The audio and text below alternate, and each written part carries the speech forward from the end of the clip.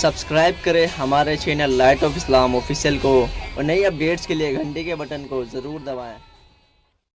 हज़रत मोहम्मद मुस्तफ़ा सल्लल्लाहु अलैहि वसल्लम के इस दुनिया से पर्दा फरमा जाने के बाद कुछ लोग ऐसे थे जिनके दिलों पर अल्लाह ताला ने मोहरें लगा दी थी और वो लोग ये चाहते थे कि हम किसी न किसी तरह अली को कत्ल करके इसकी हुकूमत पर कब्ज़ा कर लें।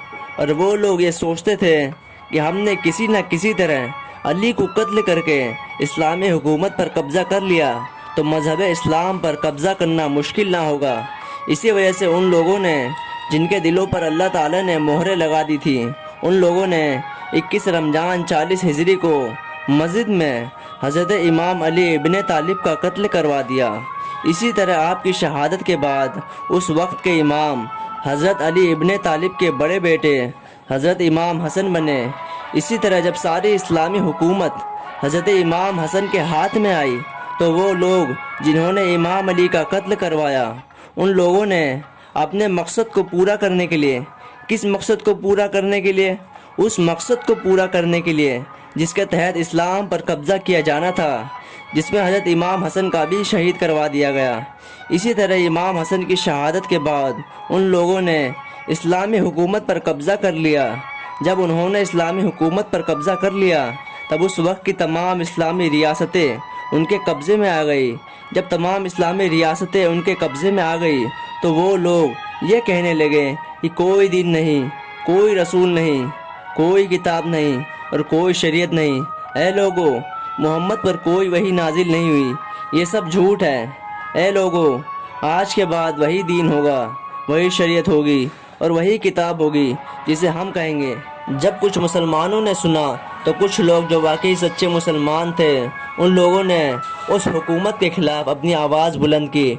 लेकिन उस वक्त का हुक्मरान यजीद लानती इस कदर जालिम और जानी किस्म का इंसान था कि उस यजीद ने न सिर्फ मुसलमानों को तड़पा तड़पा कर शहीद किया, बल्कि इनकी बीवी बच्चे के साथ साथ उनके ख़ानदान को तड़पा तड़पा कर शहीद किया कि फिर किसी भी मुसलमान में इतनी हिम्मत और ज़रूरत ना हुई कि यजीद के ख़िलाफ़ अपनी आवाज़ बुलंद कर सके।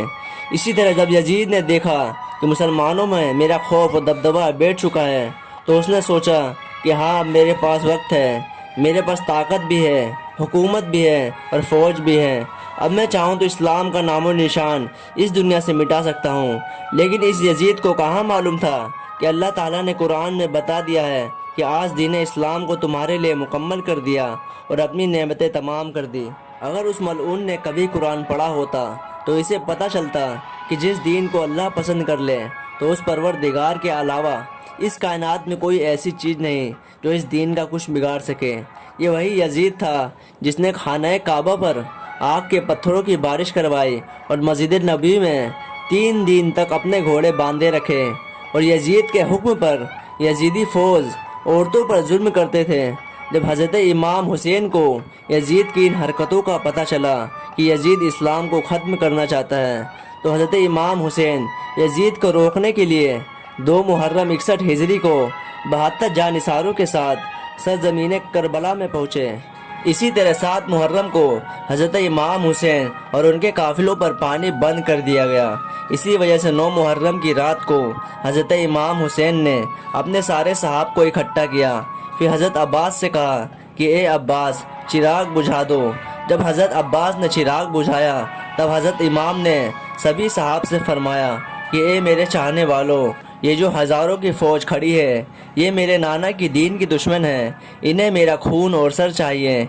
ए मेरे चाहने वालों, मैं तुम सब पर अपनी हुज्जत तमाम करता हूँ। जाओ, तुम सब अपने अपने घर वापस चले जाओ और तुम्हारी जन्नत का ज़ामिन मैं हूँ। क़यामत के दिन मैं अल्लाह से तुम्हें जन्नत और शहादत का रुतबा लेकर दूँगा। अगर तुम में से कोई भी वापस जाना चाहता है तो तुम वापस जा सकते हो। इसी तरह कुछ देर बाद जब इमाम हुसैन ने चिराग जलाया तो आप क्या देखते हैं कि आपके सभी असहाब अपने गले में तलवारें लटकाकर कहते हैं कि ए इमाम हुसैन, हम आपको अकेला छोड़कर कैसे जा सकते हैं? ना हमें जन्नत की लालच है, ना हमें शहीद होने का खौफ है। ए इमाम हुसैन, अब इतना तो बताएं कि जब रोज़े महशर में आपके नाना हमसे ये पूछेंगे कि तुम मेरे नवासे को अकेला ही छोड़कर चले गए तो उस वक्त हम आपके नाना को क्या जवाब देंगे? ए हमारे मौला, ہم آپ کے لیے آخری سانس تک لڑیں گے، آپ کے لیے اپنی جانیں قربان کر دیں گے۔ جب کچھ دیر بعد اذان فجر کا وقت ہوا تو حضرت امام حسین نے شہزادہ علی اکبر سے کہا کہ اے علی اکبر، اذان دو۔ جیسے ہی اذان ہوئی تو اذان کے بعد نماز فجر میں ہی یزیدیوں نے حضرت امام حسین پر حملہ کر دیا۔ کربلا کا ہر ایک جوان ایک ایک کر کے حضرت امام حسین پر قربان ہوتے گئے۔ جب حضرت امام حسین اور ان کا 6 ماہ کا بچہ شہزادہ علی اصغر کربلا میں تنہا رہ گئے تو حضرت امام حسین نے یزیدیوں سے کہا کہ اے لوگو، تمہاری جنگ میرے نانا کے دین سے ہے، میرے بابا علی سے ہے اور مجھ سے ہے، لیکن اس 3 دن کے پیاسے 6 مہینے کے بچے نے تمہارا کیا بگاڑا ہے؟ اس بچے کا کیا قصور ہے؟ تم اس بچے کو پینے کے لیے پانی کے کچھ قطرے ہی دے دو۔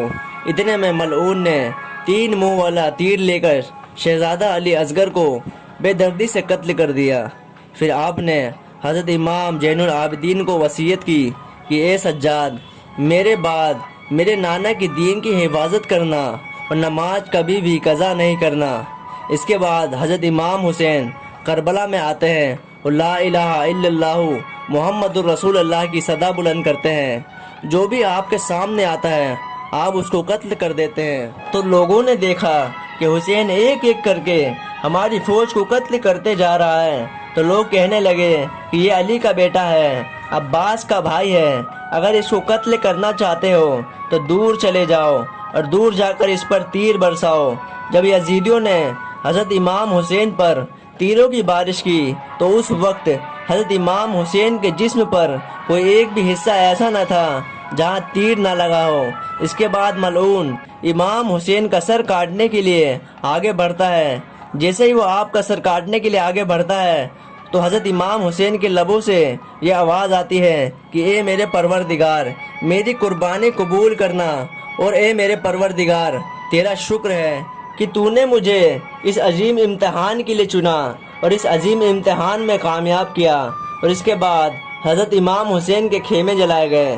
دوستو، آپ کو پتھر مارے گئے، آپ کو بازاروں میں پھرایا گیا، لیکن امام حسین کا کٹا ہوا سر نوکے نیزے پر بھی قرآن کی تلاوت کرتا رہا اور لوگوں کو یہ بتاتا رہا کہ اللہ نے جو دین نبی محمد صلی اللہ علیہ وسلم کے ذریعے بھیجا وہ دین کیا تھا۔